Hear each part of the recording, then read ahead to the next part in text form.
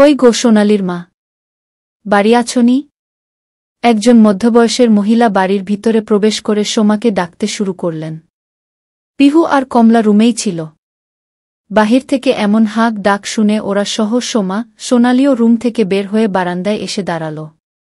পিহুর এই মহিলাকে একদম পছন্দ না। পিহু অনেকটা দূরেই দাঁড়িয়ে আছে। সোমাকে দেখা মাত্র মহিলাটি নিজের মুখভর্তি পানের জমে থাকা পিচকি আঙিনার উপর ছুঁড়ে ফেললেন। সোমা বললেন, কোথায় আর যাব পপেলা ভাবি, এই ভিটা মাটিটুকুই মরণ না হওয়া পর্যন্ত আমার একমাত্র আশ্রয়স্থল। পপেলা ভেংচি কেটে বললেন, থাক আর ভোলা ভালা সাজার নাটক করতে হবে না তোমাদের। তলে তলে কি করো তোমরা মামেতে মিলে, তা কি এলাকাবাসী জানে না বলে মনে হয়? সোনা চোখের আকৃতি খানিকটা ছোট করে বললেন, এসব কি ধরনের কথাবার্তা তোমার ভাবি?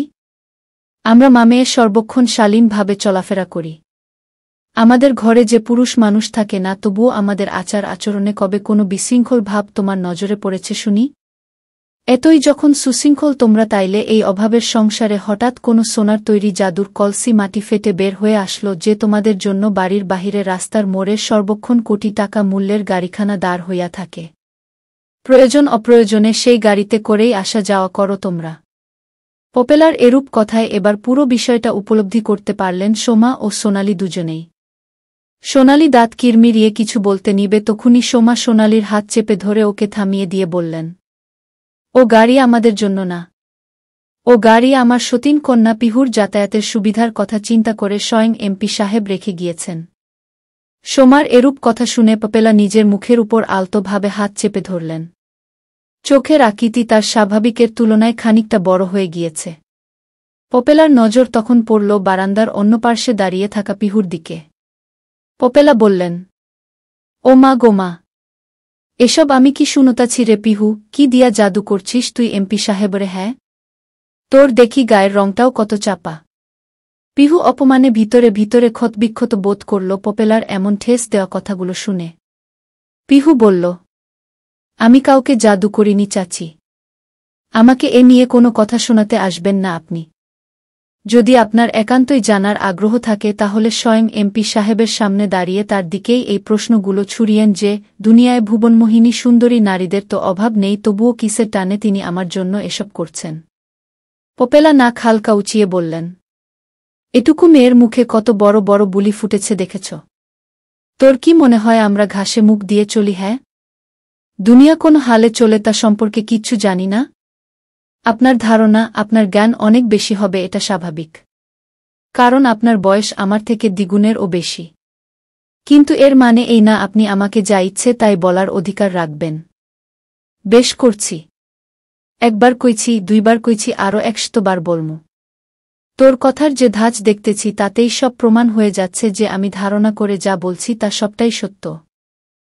একালায় থাকি, বিপদে আপদে একে অপরের পাশে দাঁড়াবো মানবিকতার খাতিরে, কিন্তু এর মানে এও না যে আপনি আমার চরিত্রের দিকে আঙুল তুলে কথা বলবেন আর আমি তা চুপচাপ সহ্য করব। ও মা রে মা, দেখছ সোনালির মা, দেখছ তুমি ওর কথা কওয়ার ধাঁচ কেমন? ওরে তোরে তো আমি খুব সাদাসিধা স্বভাবের মাইয়া ভাবছিলাম, কিন্তু তুই তো আসলে সেই সব মায়াদের মতো হইয়া গেছিস যারা কিনা নিজেদের শরীর বিলিয়ে হলেও বড়লোক বাড়ির পোলাদের ফাঁসাইয়া নেয়। ছি ছি ছি, কি নির্লজ্জ মেয়েছেলেরে তুই পিহু! বাপের মান এক্কেরে ডুবাইয়া ফেললি। পিহু চিৎকার করে বলে উঠল, চুপ করুন। আর একটা শব্দ আপনার ওই ঘৃণ্য মুখ থেকে বের করবেন না। আর বেরিয়ে যান এক্ষুনি এ বাড়ি থেকে। আপনাদের মতো নিচু মানসিকতার মানুষদের নিজের বাড়ির গেট পেরিয়ে ভিতরে আসতে দেওয়াই উচিত না। পপেলা দাঁত চেপে বললেন, তোর এই ঘুমোর যদি আমি না ভাঙছি তাইলে আমার নামও পপেলা বানু না। পুরা পাড়ায় রটাইয়া দিমু তোর কেচ্ছার কথা। তখন আমিও দেখমু কয়জনের মুখ তুই বাঁধতে পারিস, কয়জনরে গেট পার হইয়া এই বাড়িতে ঢুকতে না দিস। এই বলে হনহন করে পিহুদের বাড়ি থেকে বের হয়ে গেলেন পপেলা। সোমা আর সোনালি পিহুর দিকে তাকিয়ে ঠোঁট বাঁকিয়ে হাসছে। পিহুকে এভাবে অপদস্থ হতে দেখে যেন আত্মিক শান্তি পেল ওরা দুজনে। পিহুর দুচোখ বেয়ে ঝরঝর করে অশ্রুরা ঝরে পড়তে শুরু করল। এমনটা তো হওয়ার কথাই ছিল। পিহুরা যে পরিবেশের মাঝে থাকে সেখানে পান থেকে চুন খসাও দেয়। তেজের দাদু মোস্তফা খান লাঠিতে ভর দিয়ে উঠে দাঁড়িয়ে তেজের কাছে আসতে আসতে বললেন, কিন্তু দাদুভাই, মেয়েটা যে বলছে আমার পুতি আসতে চলেছে, যাকে তুমি আজকের পূর্বে দেখনি পর্যন্ত, সে হঠাৎ নিজের লজ্জা শরম ভুলে আমাদের সামনে এসে এমন দাবি করল কিসের ভিত্তিতে? আমি তো সেটা বুঝে উঠতে পারছি না। তেজ বলল, আমি তো খুবই সাধারণভাবে চলাফেরা করি সবসময় দাদু। তোমরা তো খুব ভালোভাবেই চেনো আমায়। এই আন্টিটা কেন এমন বলছে তার কারণও আমার জানা নেই। নিশা এবার রেগে গেল। রাগে গজগজ করতে করতে বলল, তুমি একটা মুখোশধারী এবং অত্যন্ত বাজে পুরুষ। নিজের পরিবারের সবার সামনে এমন ভোলাভালা সাদাসিধে সাজতেছ যেন ভাজা মাছটা উল্টে পর্যন্ত খেতে জানো না। কিন্তু তাদের আড়ালে যে তুমি নাইট ক্লাবে গিয়ে প্রতিদিন 10-20টা মেয়ের সাথে ডান্স করো, এমনকি ওয়াইন খেয়ে তাদের নিজের বেড পার্টনার বানাও, সেসব তো মিথ্যে হয়ে যাবে না?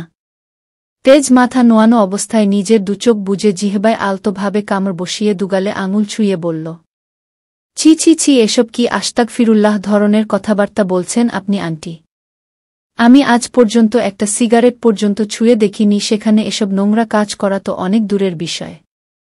নিশা আবারও কিছু বলতে নিলে জামাল নিজের হাত উঠিয়ে ওকে থামিয়ে দিয়ে রাগী স্বরে বললেন, এই মেয়ে থামো তুমি, আর একটা উল্টো পাল্টা কথা আমার ছেলের সম্পর্কে বলবে না। নেহাতি তুমি একজন মেয়ে, তাই অনেক সময় ধরে তোমার বানোয়াট অভিযোগগুলো শুনেছি আমরা, কিন্তু এখন আর না। এই মুহূর্তে তুমি আমার বাড়ি থেকে বেরিয়ে যাবে। আর কখনো যদি আমার বাড়ির ত্রিসীমানায় তোমার ছায়া পর্যন্ত পড়তে দেখেছি, তাহলে তোমার পরিণতি যে কতটা খারাপ হবে তা তুমি কল্পনাও করতে পারবে না। অপমানে নিশার মুখশ্রী লালাভ বর্ণ ধারণ করল। নিশা ক্ষিপ্ত নয়নে তেজের দিকে তাকাল। তেজ চশমার কর্নার দিয়ে আর দৃষ্টিতে নিশার দিকে একবার তাকাল, পরপরই দৃষ্টি সরিয়ে নিল। নিশা মনে মনে বলল, তোমার এই সাধু মুখোশ যদি আমি টেনে হিঁচড়ে খুলে না ফেলতে পারি, তাহলে আমার নাম ও নিশা সিনহা নয়মি তেজওয়ান শেখ। কথাই আছে, অতি চালাকের গলায় দড়ি। তোমার গলাতেও দড়ি পরাতে আমার খুব বেশি সময় লাগবে না। Mind it. এই বলে নিশা হনহনিয়ে খান ভিলা থেকে বেরিয়ে গেল। জামাল ও মোস্তফা দুজনেই স্থান ত্যাগ করলেন। শিউলি, আতুশি ও তাহমিনা তেজের সম্মুখে এসে দাঁড়াল। আতুশি আদুরের স্বরে বললেন, আমি আগেই জানতাম আমাদের তেজের মতো মাসুম ছেলেটার উপর মিথ্যা অপবাদ লাগাচ্ছিল ওই মেয়ে। তাহমিনা তীক্ষ্ণ দৃষ্টি স্থির করে রেখেছেন তেজের দিকে। শিউলি বললেন, ছোট, এবার আমার সাথে রান্নাঘরে চল। তেজ গতকাল থেকে বাড়ির বাহিরে ছিল, না জানি কি খেতে পেরেছে ওখানে গিয়ে। ওর জন্য ওর পছন্দের খাবার বানাবো আমরা। তেজ বাবা, তুমি রুমে গিয়ে বিশ্রাম করো। তেজ মাথা নাড়িয়ে সম্মতি জানাল।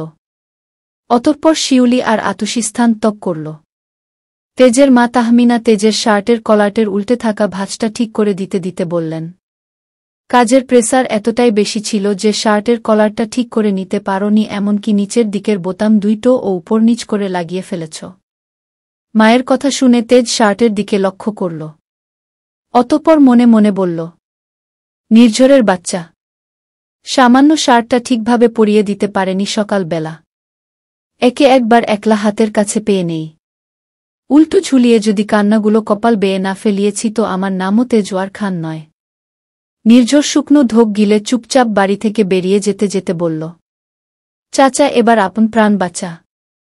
নিজ বাড়ির উঠানে থাকা বেতের সোফায় বসে আছেন পপেলা ও তার একমাত্র মেয়ে সবেদা। পপেলা রাগে হিসিয়ে বললেন, ওই মাইয়া আজ আমারে কতগুলো কথা শুনাইল, ওরে আমি সায়রা দিমু না এমনে এমনেই। ওর থাইকা আমার মাইয়ার গায়ের রং উজ্জ্বল বেশি, তবুও ওই মাইয়া এমপির নজরে পড়ল, আলিশানভাবে জীবনযাপন করতে শুরু করল, এগুলা তো মানার মতো না। সবেদা বলল, ঠিক বলেছ মা, আমারও এসব সহ্য হইতাছে না। এখন থাইকা সবসময় আরও বেশি সাইজা গুইজা থাকবি, বুঝছিস, যেন তোর রূপ দেইখা সব পোলাই পাগল হইয়া যায়। নিজ রুমে বিছানায় আতশোয়া হয়ে বসে আছে পিহু। পাশে থাকা ফোনটা অনবরত বেজেই চলেছে। সে নিয়ে পিহুর কোনো হেলদোল নেই। কমলা পিহুর পায়ের কাছে এসে বসে বলল, আপামনি অনেকক্ষণ ধইরা ফোনটা বাইজা যাচ্ছে, এইবার তো উঠান। ভাই সাহেব নিশ্চিত আপনারে নিয়া অনেক চিন্তা করতেছে। পিহুর কমলার দিকে তাকিয়ে রাগী স্বরে বলল, তার চিন্তা না চিন্তায় আমার কিছু যায় না কমলা আপা। আর আপনি তো তখন দেখলেন বাহিরে কি হল। ওইসব কিছুর জন্য কে দায়ী? আপনার ভাই সাহেব দায়ী না? তারপরও আপনি কিভাবে বলছেন আমাকে তার কল উঠানোর জন্য? কমলা শান্ত কণ্ঠে বলল, আমি জানি আপামনি আপনার ওই বজ্জাত মহিলার কথায় অনেক কষ্ট হয়েছে। কিন্তু ভাই সাহেবের কি দোষ কন? ভালোবাসা কি কোনো অপরাধ? ভালোবাসাটা অপরাধ না, তবে ভালোবাসতে গেলে সঠিক মানুষকে জেনে চিনে তারপর ভালোবাসতে হয়। এমপি সাহেবের সাথে আমার যায় না আপা। আমি না দেখতে সুন্দর আর না আমার সমাজের সাথে তার সমাজ যায়। ভালোবাসা জাতপাত যদি মানত তাইলে তো হইতই। ভালোবাসা এমনেই হইয়া যায় আপামনি। জাত ধর্ম বর্ণ নির্বিশেষে সবাই তো আমরা মানুষই। আর কে কইছে আপনি সুন্দর না? খালি শরীরের চামড়া খানা সাদা হইলেই হয় না, মনখানাও পরিষ্কার হওন লাগে। আপনার মনটা অনেক পরিষ্কার। আপনার চেহারা জুইরা যে মায়া আছে তা আরও হাজার সাদা চামড়ার মায়ার মধ্যে খুঁজে পাওয়া যাব না। আপনি চোখ গুলা যা সুন্দর। ভাই সাহেব প্রথমে আপনার চেহারার মায়ায় পয়রা আপনার টানা টানা কাজল কালো চোখজোড়ার দিকে তাকাইয়া আপনার পরিষ্কার মনটাকে পড়ে নিয়েছে। তাই ভাই সাহেবের আপনার জন্য ভালোবাসাটা হইল খাঁটি ভালোবাসা। এবার আর না ভাইবা ফোন খানা উঠান দেখি। পিহু শব্দ করে একবার নিঃশ্বাস ফেলে ফোনটা হাতে নিয়ে রিসিভ করতেই ওপাশ থেকে সারফারাজের রাগ মিশ্রিত কর্কশ কণ্ঠটি ভেসে এল। এত সময় ধরে কল দিতে হয়? কোথায় থাকো তুমি? হ্যাঁ, কোনো রাজকার্যে ব্যস্ত থাকো যে আমার ফোন উঠানোর সময় তোমার হয় না? সারফারাজের কথায় পিহুর রাগ এবার মাথায় চড়ে বসল। পিহু রাগী স্বরে বলল, আপনার কল রিসিভ করতে আমি বাধ্য নই এমপি সাহেব।